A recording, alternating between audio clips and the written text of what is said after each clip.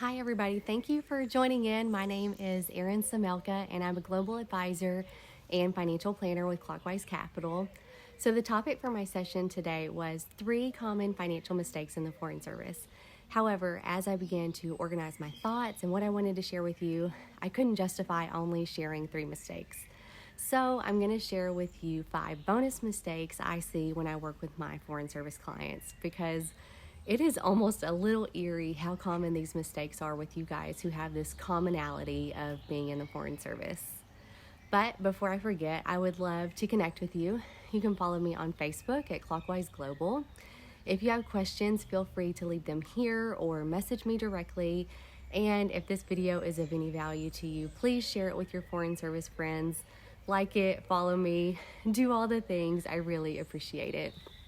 Let me quickly introduce myself and then we'll jump right in because we do have a lot to cover in just 15 minutes. I have an undergraduate degree in finance and an MBA. I have a charter retirement planning counselor financial designation, and I'm Series 7 and 66 licensed. I started my career in the financial industry in 2008. Our family joined the Foreign Service in 2013. And it was after we joined the Foreign Service and working with my own family's personal financial plan that I came to understand and appreciate the complexities that come with this career and lifestyle. So it's been that appreciation and understanding that has really brought me to focus my time and energy to work alongside others in the Foreign Service. Clockwise Capital is a registered investment advisor, and we serve as a fiduciary to our clients. So let's just jump right in. Mistake number 1 is undisciplined spending behaviors. Because cost of living can sometimes be significantly low overseas, and we have the perk of provided housing, it can become easy to start to coast by month to month without having a budget. So a lot of times I'll see Foreign Service clients will have a chunk of cash or savings, but in all actuality, it was pretty unintentional on how it came to accumulate. They just happen to have money left over every month, but don't have a budget. And I feel like the word budget sometimes has this negative tone about it, but it doesn't have to. It doesn't have to be this strict and binding agreement that prohibits you from spending money on the things that you love and enjoy. Simply use it as a roadmap to understand your spending and your savings. It doesn't have to be perfect. And honestly, if I asked you how much do you need in your bank account to cover you for the next month, you probably already have a pretty good idea of what that number might look like. But it is worth the calories to break it down, find some areas where you may be spending more than you realized or more than is necessary, or maybe you haven't accumulated a lot of extra cash. Evaluating your spending and your lifestyle is critical. Don't let the Foreign Service lifestyle force you in the red every month. I get it. Nannies, house cleaners, drivers, gardeners, etc. can be inexpensive, or taking weekend excursions here and there that you think, well, hey, why not? Well, maybe your budget doesn't actually give you space to do that. So don't fall into the trap of trying to live this certain lifestyle today, derail you from the ability to live the life you'll actually want in retirement. It doesn't matter what grade or step you are on the pay scale if you don't have the discipline of intentionally saving money. Let me repeat that. It doesn't matter what grade or step you are on the pay scale if you don't have the discipline of intentionally saving money. Warren Buffett said you save first and then you spend what's left. You don't save whatever is left after spending. Number 2, cash savings with no purpose. I can't tell you how many of my Foreign Service clients have a significant amount of cash just sitting in the bank or credit union. And when we go to develop their financial plan, they can't tell me what the purpose of the money is. So if you don't designate your dollars to work for you and your specific goals, they aren't going to. This is one of the biggest ways I'm able to help my clients get on track to achieve their goals. So for example, that extra $50,000 you have in your account now isn't going to magically turn itself into your vacation home when you retire in 15 years. You have to tell it to do that. And you tell it to do that by investing wisely, putting in a CD or education account or whatever is suitable for your goals. Number 3, no dedicated emergency fund. You need a dedicated emergency fund. As I mentioned in the last mistake, I see Foreign Service People who have a chunk of change that actually accumulated willy-nilly, isn't earmarked for something specifically for emergencies. So let me walk you through how to figure out how much you should set aside for this bucket of money. This is going to tie back into knowing your budget as well. So you'll hear different rules of thumb for developing your emergency fund, but here's what I like to encourage of my clients. Once you have an idea of what your monthly expenses are, I want you to multiply it by 3 and multiply it by 6. So now you have a minimum and a maximum range for this pocket of money. And now, depending on what your personality is what happens next on determining the amount. So let's say that your monthly expenses are $5,217. So your range would be $15,651 to $31,302. And some clients feel comfortable at the $15,000 figure. Some clients simply sleep better at the $31,000 figure, and that's fine. Peace of mind is huge, and likely there's no math or graph I could show you to offset the comfort of a larger emergency fund that it provides. And some clients would be fine going down the middle, somewhere around $23,000. Others like nice round numbers like 25. Ultimately, I don't care how you come to the exact amount for your fund, but you need to have a specific amount, and it needs to be intentionally set aside for emergencies and not commingled with vacation money, school money, holiday money, etc. A side bonus tip, you need to reevaluate your emergency fund periodically. So as your family grows, as you acquire property, as you move to new locations, lifestyle creep and spending habits change, as well as inflation of costs and goods and services. So we want to make sure our emergency fund aligns with our current situation, not our situation from 5 years ago, which might be quite different.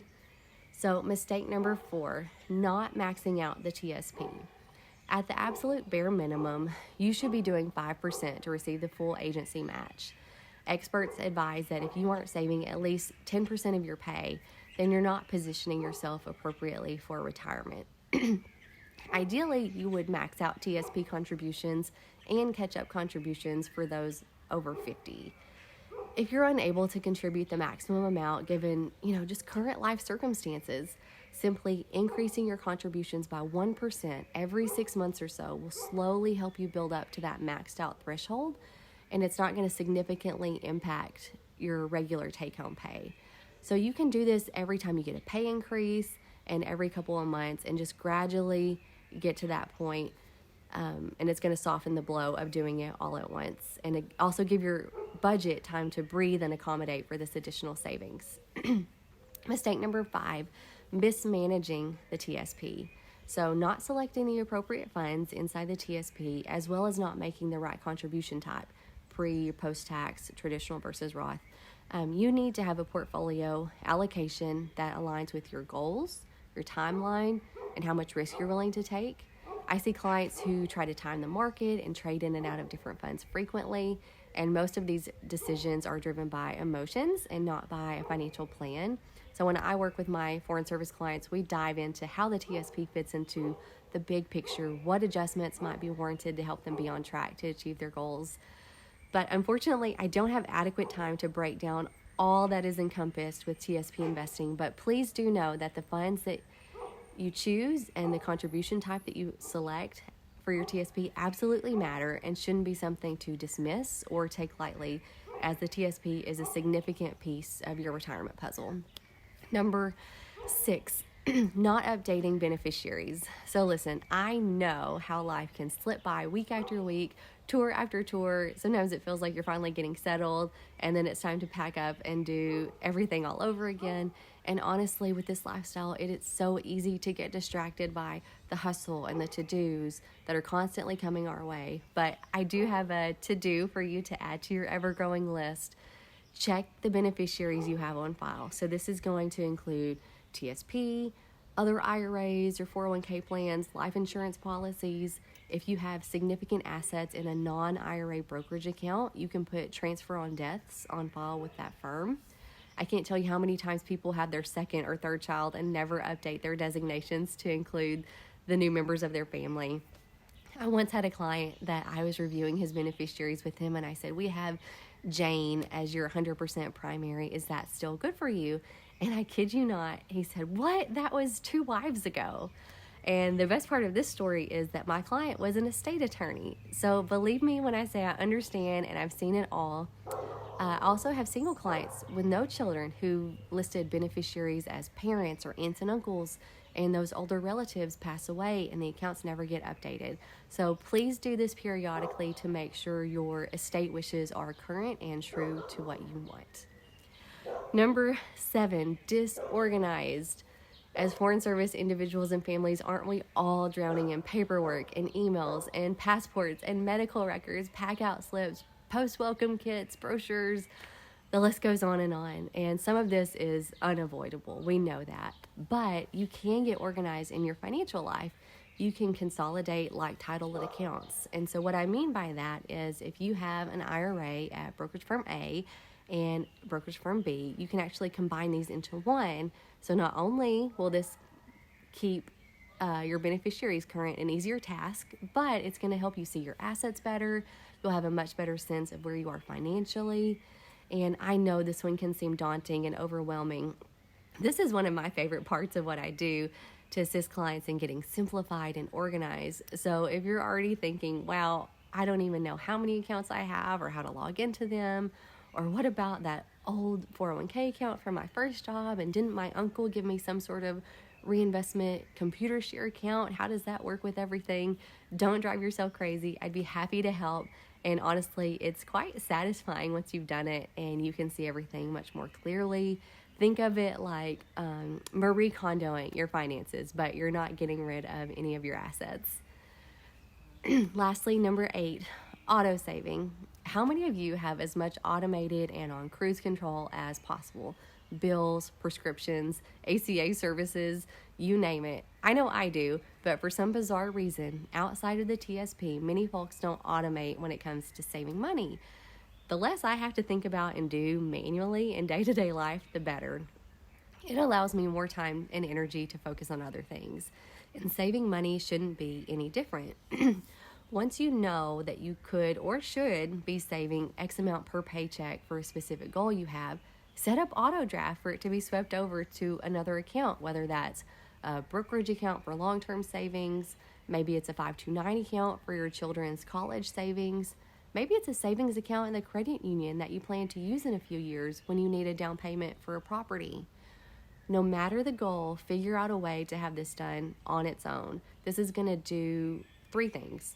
1, likely help you reach your goal in a timelier manner. 2, it's going to take out the emotion of having to move the money out of your checking manually. And 3, it's less headache, obstacles, paperwork, phone verifications each time you want to move funds around. So there we have it. 8 common financial mistakes I observe in the Foreign Service community. Maybe not all of these apply to you, but I hope that this was helpful and was thought-provoking as you examine your own financial well-being. I appreciate all that you do and sacrifice as part of the Foreign Service community. Let me know if I can be of help as you navigate your financial life and planning towards retirement. I look forward to connecting with you and being your passport to a confident financial future.